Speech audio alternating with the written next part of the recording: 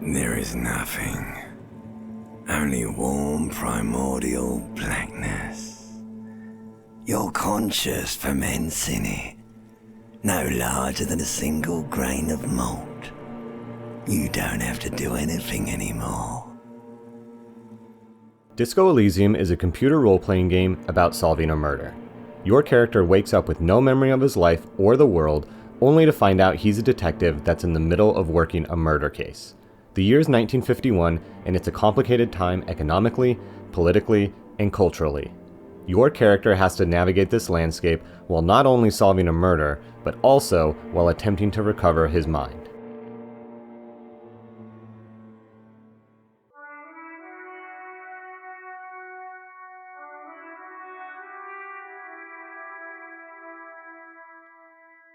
One of the biggest standouts in the game is how successfully Disco Elysium immersed me in its world.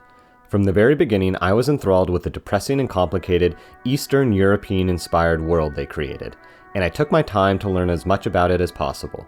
This is a place with long, storied histories that involve war, political uprisings, and massive cultural shifts. You learn about everything from the characters themselves, so their experiences, and oftentimes conflicting opinions, are what shape the world for you. By the end, I felt like I had actually lived there, and I wasn't ready to go. Disco Elysium offers more than just a well-crafted world to learn about. They are able to bring it to life in a number of different ways, starting with the tone. This is not a happy place to be.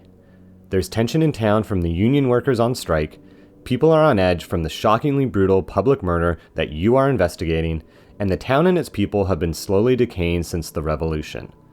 There are also rundown buildings, leftover bullet holes from previous wars, and the streets are just empty enough to feel inhabited, but abandoned.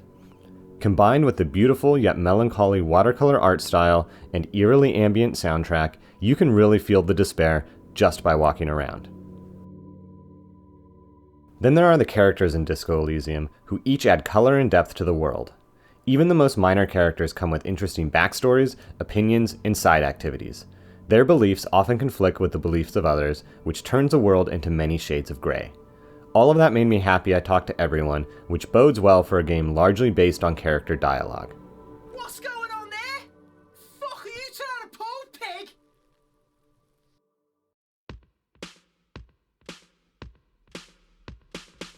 Disco Elysium is more of a visual novel than it is a video game. Everything you do, think, and say is revealed through a written description, and playing this game involves reading a copious amount of text. But luckily for the player, the writing is fantastic. It is descriptive, but also consistently figurative, which makes it feel like you're playing a well-written novel rather than a video game.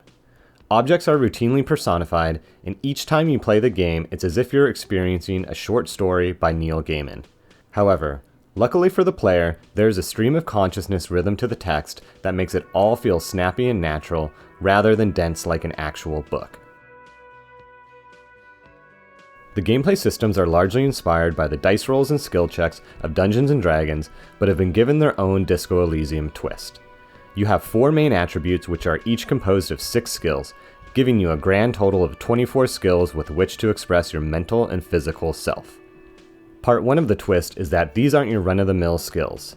Yes, there are classics like health, strength, and persuasion, but there are many unique ones. 2 of my favorites were electrochemistry, which is your ability to desire and be affected by drugs and alcohol, and conceptualization, which is your ability to see art in the world. Part 2 of the twist is that these skills aren't just skills. They are thoughts you converse with in your brain. Depending on the situations you're in, the amount you've leveled up a skill, and the outcomes of behind-the-scenes dice rolls, you'll be talking to certain skills more than some NPCs in the game. As an example, I started my second playthrough as a beefcake rockstar by pumping levels into electrochemistry and physical instrument. When I walked around the world, my brain kept encouraging me to smoke and drink everything in sight, as well as break into everything that had a lock on it. This opened up new activities and story elements to me that were very different than my first playthrough, where I opted for a Brainiac detective build based on encyclopedia and visual calculus. That playthrough was filled with a ton more lore to flesh out the world and the ability to learn much more from investigating crime scenes and clues. The combination of these 2 twists created a truly unique role-playing experience.